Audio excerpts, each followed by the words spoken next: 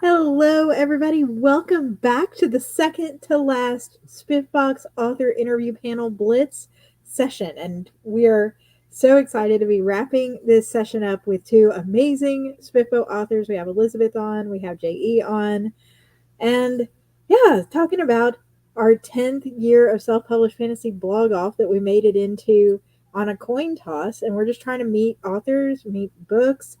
If you find either of these books interesting, you can go down in the description box and click the books to grab them. And then the whole list on Mark's official site is linked there as well. But Elizabeth, why don't you kick us off? For those who don't know you, tell us a little bit about yourself, your experience with SPFBO, and what book you entered this year. This is my second SPFBO. I entered for the first time last year, and I didn't even know about it before last year.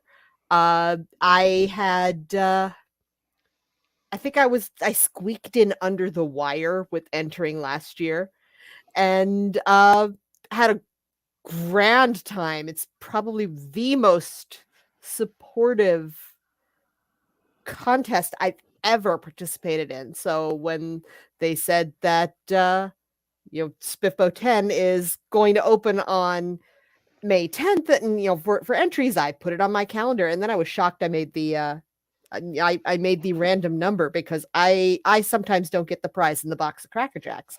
I have no luck. So so I was kind of shocked that I actually made the cut. The book I entered this year is Council of the Wicked, which is a dark dystopian fantasy. And I think I wrote it probably too soon because dark is very popular now. But when I wrote it, it was not popular. And it is quite possibly the darkest thing I've ever written. And it was in spots, it's very deeply disturbing. And I didn't like the look into my psyche that it provided. So I'm probably not going to do that again. And I actually have it. I have it sitting here. Council of the Wicked, first book in the Rebel Mage series. Very dark, very dystopian. Yeah, I'm like, yes, dark books. Bring me all the dark books. So you and I are both in Weatherwax. We both have dark books. How did you feel when you realized you were in Weatherwax with your dark book? I didn't realize there. I'm sorry. I didn't realize that Esme doesn't read dark, and I saw that in her description of Weatherwax, and I was like, "Oh, that's it. I'm out first round." I think it was more grim dark there, right? Like gore and stuff. I feel like mine toes the line, so maybe it'll slip by. Mine contains, and I actually warn more for this book than any other book that I've ever written. This one actually has trigger warnings inside where you can see them in the preview. Because it does contain a very explicit sexual assault on the page as part of the plot. It's not just put in there for, titillation purposes. It actually does advance the plot. And when I was writing it, the editor I was working in had to yell at me because he's like, she was like, if you're going to write the scene, write the damn scene, because I tried to fade to black. And when I sent it to her, she said, no, if you're going to write the scene or take it out. And I wrote the scene, and it is dark and disturbing and ugly and exactly what a sexual assault is. And the people who have read it all the way through and loved it have said it's a perfect counter to the loving relationships in it because it shows how dark and truly evil a sexual assault really is. So I've gotten some praise for the scene, but I did not like writing it. Yeah. Whew. So we're gonna cross our fingers. We have cross all of our crossables. JE, welcome. I think you've done SPFBO before too, right?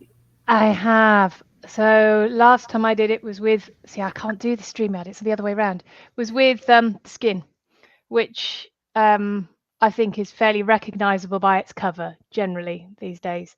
So it came third in the cover contest at the last cover contest they did, which was, I think, the closest one they had with like public and bloggers all liking them. So, but last time I ended up in Fantasy Book Critic, and it wasn't their thing. So I was one of the first cuts of the whole SPFBO in the year I was in.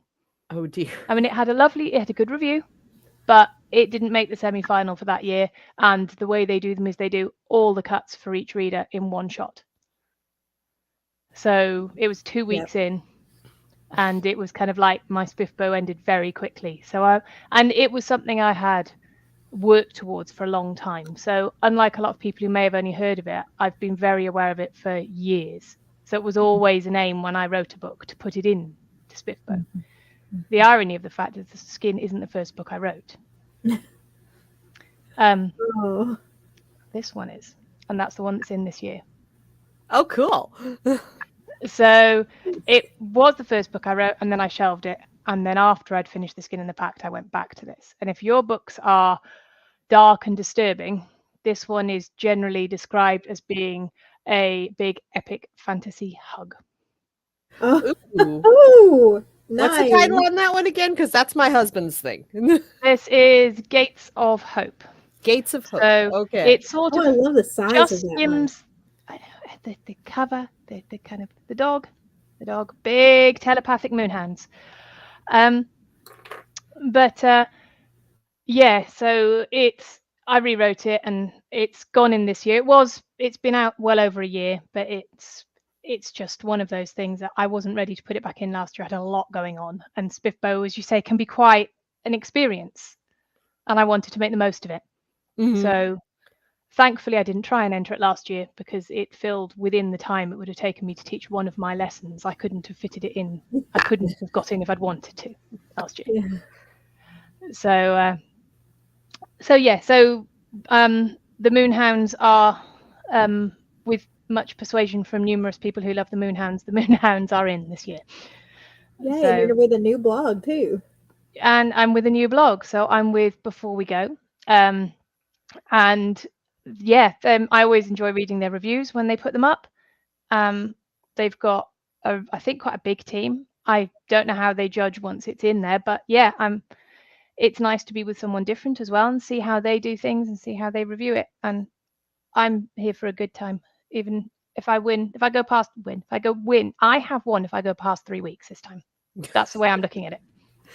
So I did 2 weeks last time. If I get to 3 weeks, I've won for me. But I just want to read everybody's books this year. I want to read as many books as I can and just enjoy everybody else's entries. And that is my entire aim. Yeah. I feel like this year with the lottery, just getting in was a win. Yeah. I was like, oh my gosh. I was on the fence about entering again this year. And when I saw Katie Andrews' post on Twitter the morning it opened, it's like, if you're on the fence, just do it. I was like, okay, fine.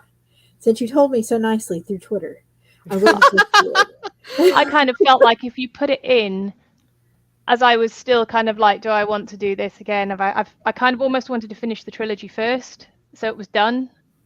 And I was like, but no, you've got 2 books out in it now. Just yeah, now's okay. So I thought, well, if you get in on the coin toss, then this year was the year it was meant to be in, so that's fine. And if you don't, then... Yeah. So both coming back from having done SPFBO before, yeah. Is there anything that you feel like you did really well the first go-round with the stuff outside of the book? Because obviously nothing can be done about, the book is out for judging, but then there's the community, then there's readers, and then there's all the promotional stuff that goes with SPFBO. So is there something you feel like you did very well last time that you're going to try to do again this time, or something that you feel like you're trying to do different this time? I don't think I had time to do anything last time. Go ahead. I'm sorry. I kind of felt like by the time it was cut, I felt like a lot of the stuff, like your blitz here and things, were underway. And I very much felt like I wanted to step back and let those who were still in it have that chance to keep sharing their limelight and pushing themselves. So I kind of stepped back, and rather than kind of carrying on, which is why this year I'm so absolutely determined just to make the most of it regardless of when, and just enjoy the whole thing. But I wanted I was like, okay, I've been cut now. It's everyone who's still in needs their bigging up. And so, yeah. I had no expectations or anything going into SPFBO last year, so I didn't know about the Blitz and I didn't know about all of the marketing things. So I didn't do any of that. And now I know. So now I'm here and I'm going to be doing other marketing stuff. But the funny thing is that I'm going on vacation the day I leave the day the contest starts. So there's not going to be anything happening the first week of the contest with me in terms of marketing, because I'm not going to be anywhere near a computer. Like, quiet, and then come back and see, did I make it? Yeah, did I make it through the first week? Listen for the cannon, Elizabeth. Look up at the sky. Where are the holograms? I come back, if I'm still in it, I'm like, yes. Yeah. It's strange, isn't it? Because SPFBO news again this year, the weekly recap for the people who don't want to be like obsessing. And I'm going to start that on Thursday the 6th. And I'm just going, man, what have I signed myself up for? That means every single day I'm going to watch and be like, who got cut today? Who's changing this? And hope that I'm not one of them. But at the same time, being like, if I'm one of them, that's going to be hard. Esme, just tell me now. Bring on all the chaos. Yeah, for sure. So unplugging a little bit and then coming back and checking. Mm-hmm. I have to unplug. We just finished. My son graduated from high school this past Wednesday. So it was everything leading up to the graduation. And it was okay, I need a break. Yeah. We all need a break. We're highing off to the hinterlands. And then when we come back, it's like, okay, now we're going to reset and start getting him ready for college. And I'm going to get back to writing and editing and doing everything that I'm doing. But it's okay, I just need to have time away from everything. Yeah. So do your family and friends know about, your writing and SPFBO, or is this a sudden publicity just like, whoa, wait a minute, what's going on? Oh, my family all knows that I write. I make jokes at the fact that I don't I started writing erotica and erotic romance, and I write it under my own name, which makes parent-teacher night a lot of fun. But I tell people that there are two reasons I never used a pen name. And the first was that when I signed my first contract, because I'm hybrid and some of my work is through a publisher. But when I signed my first contract, I was so excited I forgot to put the pen name in. And the other reason is that there are days when I forget to answer to my own name. I cannot manage to, juggle another me. So I am, and the kids at my son's school all know, because I will go in and talk to the school. Our county trusts me implicitly. I will go in and talk to anywhere from 4th to 12th graders about being a working writer. And I could keep it, on the appropriate level for whatever the age of the child was. And the county thinks it's hysterically funny that I am, internationally renowned erotica writer, and I'm coming in and talking to kids about being a published writer. And, this is a path to publishing, and this is another path to publishing, and these are the pros and the cons. And this is how you put together a story, and this is how you put together a book, and all of these things, and the business of being a writer, and I've done, multiple talks to kids, and the older kids will Google me. And I will get thank you notes, because they do this in the school. I will get thank you notes, saying thank you for coming in and talking to us. And I can't wait to read Jingle Balls, which was a holiday themed erotica anthology. I got like 16 thank you notes from teenage boys saying this. That's amazing. Oh my gosh. And my son owns it. They'll be talking it. He'll be talking to his friends, and somebody will go on. Oh, it's something. Somebody will point to somebody else. It's like, oh, it's your mom that writes the sexy stories. And Jacob, my son will go, oh no, it's my mom that writes the sexy stories. So yeah. But oh goodness, it's great. I don't even remember what the original question anymore was. You're talking about strategies, but talking about our books at work definitely counts. It's like, oh, it was my family knows. Yeah, my family all knows. My son knows. The joke was I started writing these stories when he was 2, and when he got old enough that he wanted to read, he's like, "Can I read one of your stories?" And I'm like, "You have to be taller than me first." And he grew 3 inches that year, and I'm like, "Oh no, okay, we're changing it. You have to have your driver's license first." How about you, J.E.? Your friends and family and your SPFBO fame. Yeah, they know that I've entered last time. Most of them, they know that I've entered. I was quieter about it this time. But yeah, they know that I write. My work know I write as well. My head teacher knows I write. My 6th formers know I write. There's nothing particularly erotic, but there are obviously a couple of scenes that happen in the skin that maybe I wouldn't want my 11-year-old students, 12-year-old students to be reading. So it was a slight moment when one came and went, "You're an author, aren't you? My dad found you on Amazon." It's like, okay. She's like, "Can I read your books?" No. And I said, "You can read the one with the dog on the cover. It's not aimed at children, but you can read the one with the dog on the cover. Do not read the others." Oh, that's awesome. And she would stop me every time she walked past me. Because she did. She went off, she got it, and she was talking to me every time she passed me in the school about where she got up to. But the reason I know it's safe is that because, so when my dad got me into fantasy, like massively, is the reason I got into fantasy when I was younger. So when I wrote Gates of Hope originally, I wrote it for him. And at that point, I was like really paranoid about writing anything particularly sexy or massively graphic or anything like that for my dad to read, which is ridiculous because my dad is a retired doctor. He has seen everything. But it's one of those things where I was kind of like, so there isn't a single actual swear word in either of the Gates books so far. They're all relative to the world. And so yeah, it's actually very clean and all the rest of it, although it does get quite dark in places in the second book particularly. I mean, poetically dark, I suppose. When there's blood, it's blooming from their head like roses, but it's not it would be safe for them to read. Mm-hmm. But yeah, so I was in the sense that I was so conscious about what they might think of the books that I played it so safe. And then we had a conversation after I'd finished, after he'd read The Skin. And I said, "Yeah, I wrote that for me." And I said, I would have taken things a bit darker. And he said, "You take it as far and as dark as you need to take it for the story. And don't worry about anyone else reading it."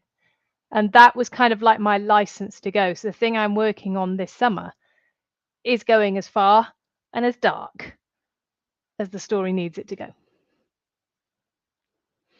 So that's awesome. So yeah, so it was one of those moments because I wanted to, if I love a book, I buy it for him. Yeah. If I absolutely love it, I just post it to him. So he's got his pile. And one of the ones that I wanted to send to him was Crystal Matar's book. And I wasn't 100% sure that it was not too sexy for him. And he said, "Just send it through." I was like, "Oh, all right then." So, but yeah, so they know I write, and several of my colleagues know I write. It's always a bit of a revelation when my students get to 6th form and then they realize or they discover. Because by the time they're that old, they're a bit older. I don't mind if they find out. Yeah. It's like you're Peter Parker, except in writer form. Yeah, there have been many conversations where sometimes they turn around and they're like, "So do people know who you are?" Why? It's like, why? Do you know who I am? I'm your teacher. That's who I am. Oh man, I love that so much. Certainly don't have the notoriety of Elizabeth, but it's quite amusing. So It's funny when it's like people will ask me what I do, and I'm like, I'm a romance writer. I write fantasy and science fiction romance, and on the steamy to spicy side. And people will look at me and go, "I would never have expected you to say that." Like, yeah, I look like a soccer mom. I'm a biology teacher. They don't tend to put that together with the Mhm. fantasy author either. Yeah. It's like everything is facts and very precise, and your language has to be perfect, and everything has to be phrased properly because I want you to get your exams and your marks and everything. And then it's like, but actually, I'm going to go off and write about dragons. Ha ha. And then on the other side, yes, exactly. So last year in SPFBO 9, a lot of the finalists were very character driven stories. And we've been talking through the whole Blitz about, with that in mind, who our main characters are. So, Elizabeth, who is your main character? Who are we following if we pick up your book? In Council of the Wicked, the main character is a young man named Matthias, who is the bastard son of an outcast woman in this very puritanical religious community. She refused to, his mother refused to kill him at birth. And so they basically, she was the fallen woman. And the fact that the two of them survived was even a miracle, because women were basically subservient and they lost their personhood when they married. They just became their man's wife. They lost their names and everything. So his mother raised him outside of the walls of their enclave. And on her death, he's decided he's going to leave and move someplace, move to another enclave where nobody knows that his mother was a fallen woman and that he's tainted by her sins. But his only friend, who is the son of the high priest, tries to convince him to stay. And in trying to convince him to stay, puts him in the way of his father, the high priest, who decides that Matthias is a bad influence and needs to be sent to the school, which is where the priests send the people who are magically gifted or just troublemakers, so that way they can be harvested for their magical ability. It's supposed to be like a reform school, but it's not. And when I wrote this story, I don't know if you heard this story, J.E., but in the U.S. here in Florida, they discovered mass graves at an old reform school here in Florida. Yeah. And that was in the news when I started writing this book. So your output comes from your input. That really kind of fed into what the school was. That and driving past the Andrew Jackson School for Boys, which is just outside Charlotte, North Carolina, 6 times in one day. That'll do it. Which is a story in and of itself.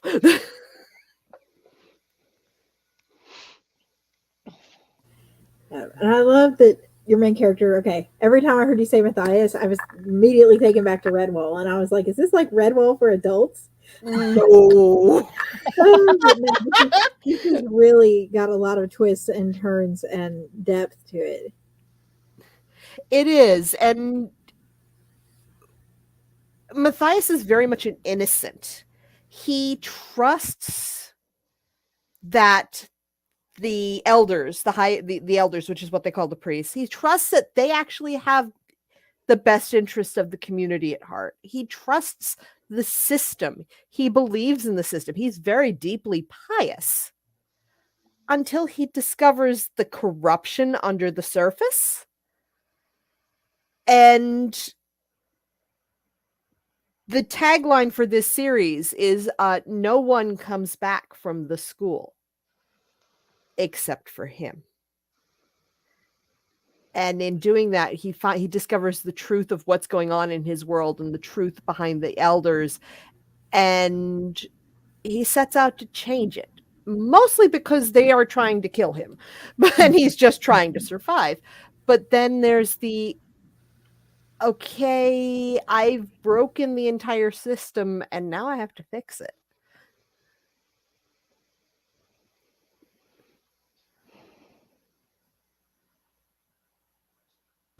Realizing I'm on mute. Yep. Done too many of these lives. I'm like, wait a minute, where's my button? Yeah. J.E., how about you? Which character are we following into this year's SPFBO book? We're following 3. So it's a multi-POV. The good boy on the cover, so that is Darren. I can't work these back to front cameras. Here's Darren, and this is Star. So Darren and Star. Darren is, he's not a farm boy. He used to be basically a bouncer in his parents' pub. Pub burnt down, if we put it in. And so he goes to try and work as a guard at the Black Palace, which, as far as he's concerned, is the administrative centre of the continent in the main capital town, and he's going to go and work there as a guard. And when he gets there, he discovers that things are very far from what he thought they were. Very, very far. And that the Sodal, who he always perceived to be administrators, are in fact a secretly magical group of individuals who have been quietly running the entire continent for a long time. So they have hidden it for various reasons. The plot is set across the planet Luce, which has the continent Caldera, which is where Darren is on, and where also Surin is on. And Surin is a child of the Sodal who has grown up within their society. So as Darren's path comes from complete, it's not quite coming of age because he's already in his 20s, but effectively he's going from a complete innocent in what is really happening to having to readjust his entire worldview. And discovering that obviously he's a bit of a chosen one, but he's not, in the sense that he can do something no one's done for a long time. He is a male who can bond to hounds, because almost the opposite of what we were just hearing, the women are the ones with all the power. They have a stronger genetic link to the magic, although it's not explicitly mentioned as genetic. They have a stronger link to the magic. They are identifiable by their violet hair, and they have a direct link to magic. The males can only work it through a combination of song and herbs and work at a minor level. But he and the women bond to hounds, but he can speak to hounds. So he ends up with a bond to the hound. So Surin is coming from outside, kind of like a rural Sodal. And she has always dreamed of going to the Black Palace. So she is going to the Black Palace to begin her training. She is a teenager, written from the perspective of a teacher who has taught many, many years of teenage girls. So parents of teenagers will recognize her as being that kind of teenagers. People who have not necessarily got that far through their adulthood find her annoying. Yeah. Because she very much still believes she is right and adults are wrong. So she's got room to grow. She has room to grow. So she makes some really bad decisions as a result, that she justifies in her own mind, but she makes some really bad decisions. Something happens to a member of her family on her way to the Black Palace, and it basically changes her entire life plan. And then the third character. So it's set on Caldera, but it is also set across 2 orbiting moons that are both inhabited at the same time. The portals between the moons, the gates, have been smashed 500 years ago, and so we have a population of the Mythes on the middle moon, who are in fact dragons, space dragons. So, and then the outer moon has a small human survivors on it who are basically slaves to the dominant race. And we follow Alyssa, who is one of those individuals. And as they are humans and as they came from Caldera originally, some of them have magical power. But on that world, they are the untouched. They are the ones that are not able to do anything else. Their existence threatens the entire humans. So they're the opposite end of the scale. So we follow her journey and her route through Tebane and to where she's going. So it's as a kind of general feel, and this is not my words, this is my reader's words, because I feel really weird saying it, but Robin Hobb met Anne McCaffrey, and they had R.J. Barker as a crazy uncle. That's kind of where we're going. I love that comp. Across the series, that's where we're going. Awesome, awesome. So the dragons aren't massive in this one, but they are across the whole series. So yes, the dragon lovers in the chat are showing their love for. Yeah, they kind of come back in. In this one, they're not massively present because the gates are closed. And obviously, so the tagline of it is kind of like the Watcher shattered the gates, now hope must arise from the shards. And there is a lot of on-the-nose name play in the Magic system. And I don't care because it was fun. So yeah, it's three points of view, and they've all got their own obstacles of various sorts to overcome. Darren's the cinnamon roll that I didn't expect everyone to love, but because he has Star, he tends to be the one everybody loves because he's got the giant telepathic dog. Yeah, we can't fault the puppers, you know. And Star is he's the best dog. I love him so much. I love him so much because he's based on my heart dog, who is a Rhodesian Ridgeback, crossed with my Nan's dog, who we rehomed. So he has the personality traits of two very, very dogs, very dear to my heart, very different, because one was a Ridgeback and the other was a little Shih Tzu Bichon, like my current girl. But their personalities are big. So, yeah, and if we're talking Star as a character, my dogs are telepathic, but they do not speak. They speak in images. Oh, wow. That's an interesting because dogs trait. can't talk. How could they speak English? Because they can't talk. So how else are they going to communicate with you? So I made the decision that they would communicate by showing you what they wanted. So Darren has to spend quite a considerable time learning to deal with the fact that he's trying to walk, and suddenly across his vision, he can also see a dog trying to chomp on a giant bone. He's trying to cope with this double perspective of the world, which involves a lot of food. Yeah. Star a lot of great characters. Very frequently hungry. Love it across the board. Well, I wish you both the best of luck. If not the last time in SPFBO, maybe this time we'll see some semifinalists and move on, but maybe make it past the first week is the goal. I think we established here today. But seriously, thank you both so much for taking time on a Saturday afternoon to come and talk about SPFBO and talk about your books and all of that. I wish you seriously the best. And thank you everyone who's watching. And you. Thank you so much for having us. Like, no, we can't be done. We're having too much fun. I know. We got another panel at 4 Central Time. So in about an hour, we have our last panel of the Blitz. And we have a whole playlist. There are 21 panels in total between mine and then Mike was watching from the Bald and Balding channel. They co-opted this, and without them, we would not have been able to hit 21 panels over 70 different authors. So thank you, Mike and Ro, for what you did as well. The whole playlist, Mike and Ro's videos and the ones here, are all on that same SPFBOX Chats playlist on my channel. And in June, you're going to see these popping up, so I might as well just tell people now. Some of these authors are coming back to do live reads on the channel of their SPFBO books. So cool. You can tune in and start marking your calendar for those as well. But thank you so much, everybody. Sounds amazing. Have a Thank great you day. for having us, Catherine. Thank you This for was having us. fun. Pleasure. Yeah.